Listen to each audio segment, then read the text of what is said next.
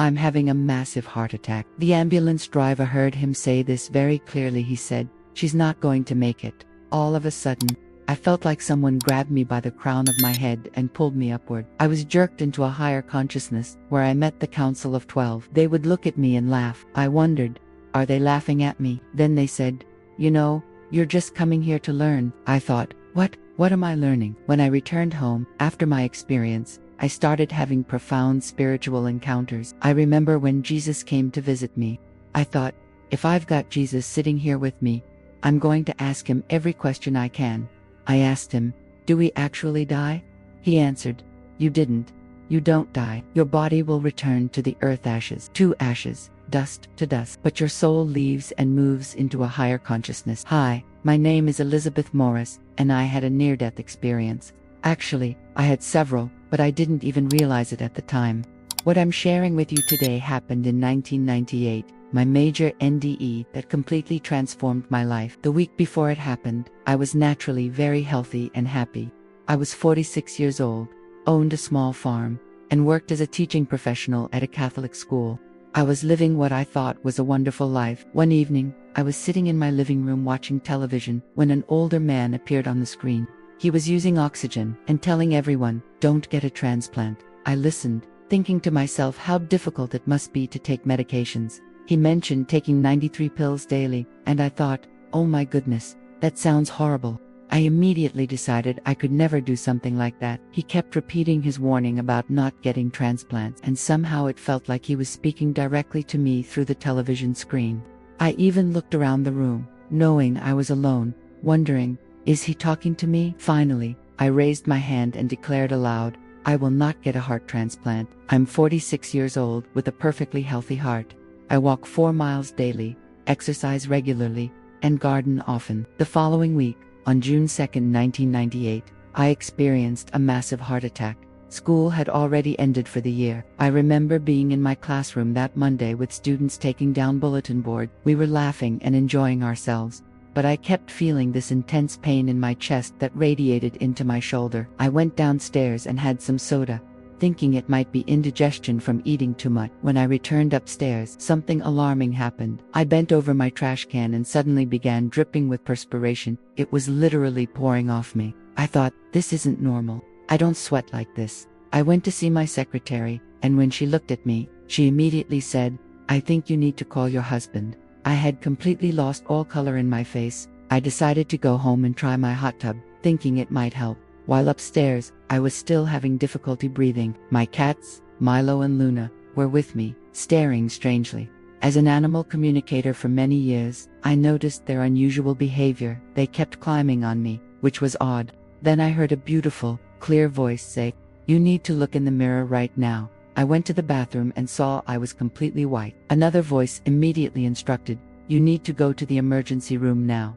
I realized something was seriously wrong. I went downstairs to my husband and said, "I need to go to the emergency room." He replied, "What? I'm on the phone with your doctor, arranging a new prescription because I told him you're having anxiety." I insisted, "I think I need to go now." At the emergency room, I was greeted by a nurse I knew from high school, Jennifer. She asked why I was there, and I explained I was experiencing severe pain that I thought might be acid reflux again. A male nurse suggested I take medication I'd used 3 weeks earlier. When I took it, it immediately came back up and shot across the room. That's when everything shifted into slow motion. They looked at me and said, "You're having a heart attack." I thought, did they just say I'm having a heart attack? At that moment, I left my body completely. I was confused, not understanding why they would say such things. When you leave your body, you're not even aware that you're out of it. I could see myself in the corner of the emergency room, but I still felt present. Then suddenly, I returned to my body, but I was perceiving everything through my solar plexus, which scientifically makes no sense. With my background in science, I knew this wasn't possible. Everyone around me was screaming and moving frantically, but everything appeared to be happening in slow motion. My husband ran to get our sons, wanting them to be there. Sister Caroline, the nun I worked with, offered to ride in the ambulance with me, which I appreciated deeply. They worked on me in the emergency room for 3 to 4 hours, though I had no concept of time because I was constantly shifting in and out of my body. This is what I often explain to nurses. When patients are out of their bodies, you must ensure they're present if you're speaking to them. Otherwise, they won't comprehend what you're saying. Several nurses have visited me asking how to tell if someone is out of their body. I tell them, they look blank and might be looking around, not recognizing people even if they know them. That's because they're no longer physically in their body. They're emotionally elsewhere. As they were transferring me to another ambulance to take me to Riverside Hospital in Columbus, I clearly heard the driver say, "She's not going to make it." I couldn't believe he would say that about me. But I was out of my body and could hear others' thoughts and words with remarkable clarity. I got into the emergency vehicle and was talking to someone when suddenly, I was outside the ambulance, riding alongside it. I thought, this isn't possible. How can I see myself inside the ambulance while I'm out here? I could even move myself just by thinking about it and could see the driver. It made no sense that I could be in two places simultaneously. Then, suddenly, I felt like someone grabbed me by the crown of my head and pulled me upward. I was jerked into a higher consciousness where I encountered the Council of 12. I knew nothing about this concept before. I'd never heard of it. There were 12 beings in white robes with gold tassels. Somehow, I knew they were gold without being told. In this state, you suddenly know everything: the universe, yourself, others. You perceive everything differently than when you're in your physical body. They were communicating with me, and I wondered, how can they talk to me when I can't see their mouth? I found myself sitting in a chair, but when I looked down, I couldn't find my hands or see my body. Yet I knew I was seated in a room with large windows. Through these windows, I could access the stars and universe, dancing here, traveling there, simply by thinking about it. I had to learn how to navigate this new reality. I remember saying, "This is really strange. I don't know where I am." And these beings would lean toward me and laugh. I wondered if they were laughing at me, which made them laugh even more. I never saw their faces, only their robes. They said, "You're just coming here to learn."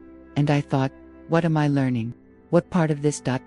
It almost felt like a spaceship, though not exactly. I noticed the Big Dipper constellation and thought about how I taught astronomy to my students. I could think about a planet and instantly be there, or move somewhere else in microseconds, not like earthly time at all. Then I found myself back in the chair, and the next thing I knew, I was back in my body in the ambulance, wondering how this was possible. The pain was excruciating when returning to my physical form. When I arrived at the hospital, I experienced something that still brings me to tears. I hadn't yet seen my husband or sons, only my friends. The nurse came in and said they were taking me to the operating room for a heart catheterization procedure because my heart attack was severe. I remember thinking, these might be the last people I'll ever speak to.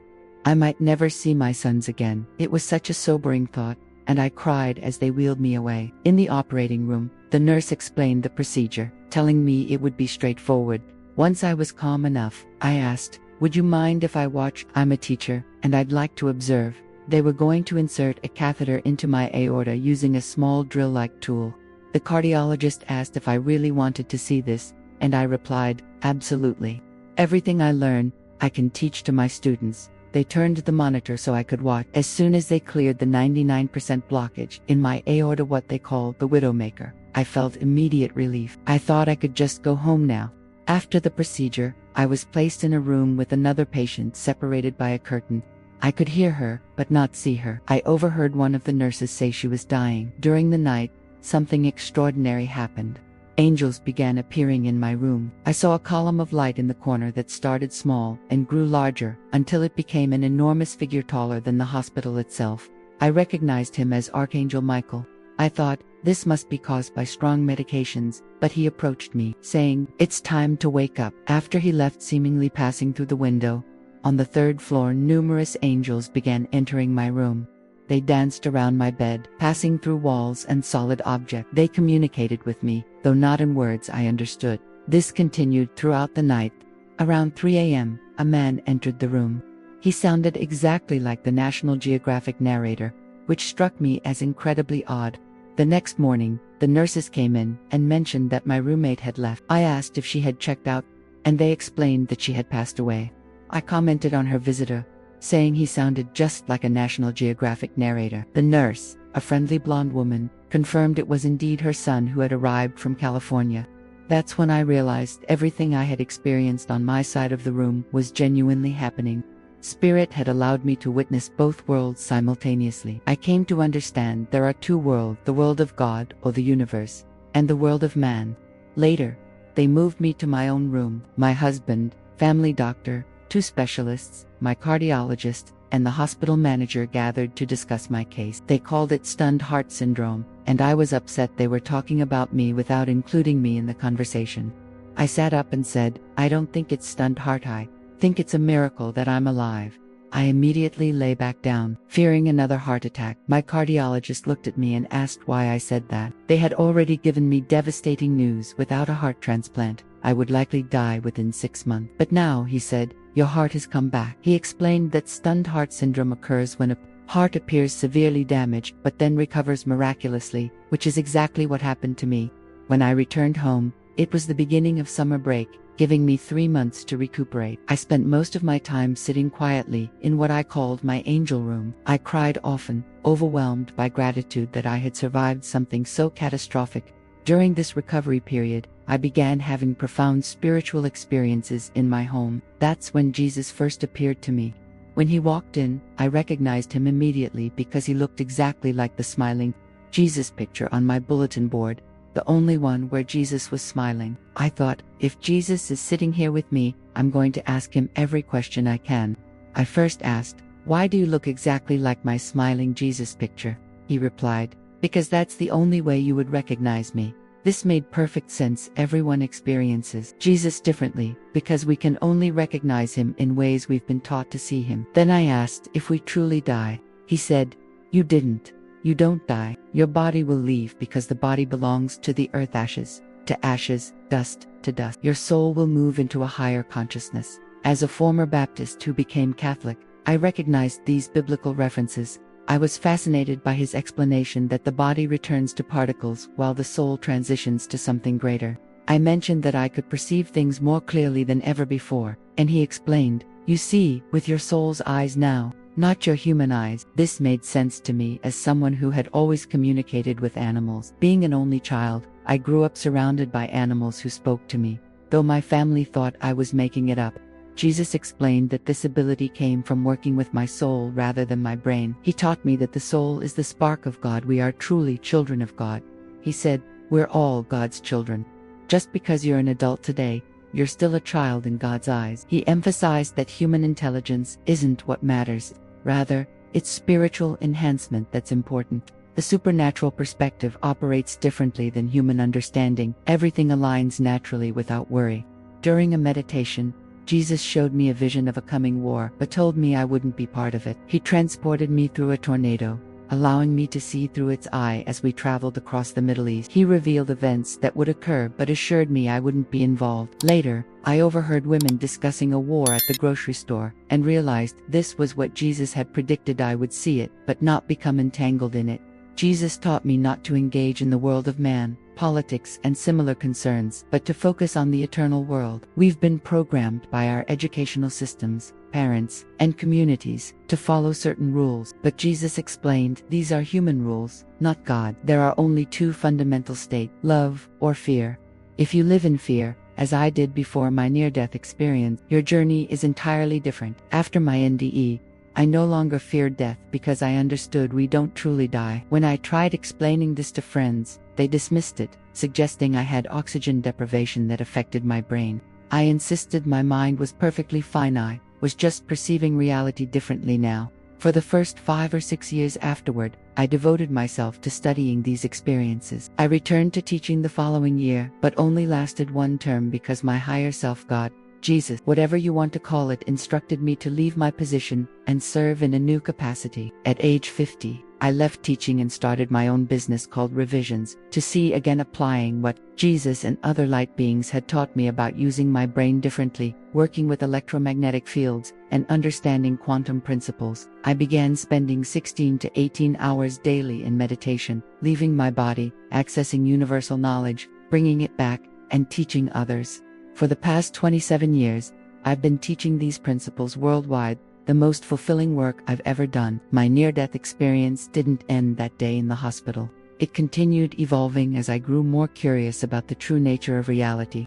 People began seeking me out from across the country, though I never advertised my services. At first, this frightened me, but Jesus assured me, they will find you exactly as they need to. guided by spirit because they truly need your help. I never lacked clients or people seeking answers, which allowed me to refine my abilities. That's when I truly mastered quantum physics, not through traditional education, but through direct experiences beyond the physical realm. I could access vast knowledge in minutes that would have taken years to learn conventionally. I came to understand that time doesn't exist in the universe. There is no beginning or end, only eternity. We merely perceive beginnings and endings, but we exist eternally. The real spiritual work happens within, not externally. The external world belongs to human concerns, while the internal realm connects to divine understanding. As Jesus said, the kingdom of God lies within you. In 2003, Spirit literally saved my life by guiding me to leave an abusive situation. My guardian told me, "You need to leave now because they're going to hurt you." My older son doesn't remember this difficult period and doesn't like discussing it, but I recall it vividly. My attacker couldn't harm me because my higher consciousness protected me. Spirit instructed me to turn around and leave immediately.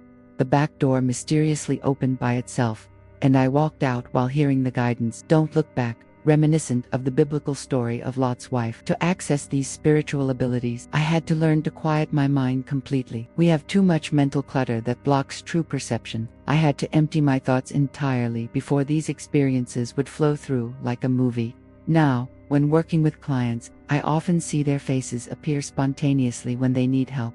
When I call them, they ask in amazement, "How did you know?" I simply tell them, "I saw your face." It's the most incredible work I've ever done, and I wouldn't trade this journey for anything in the world.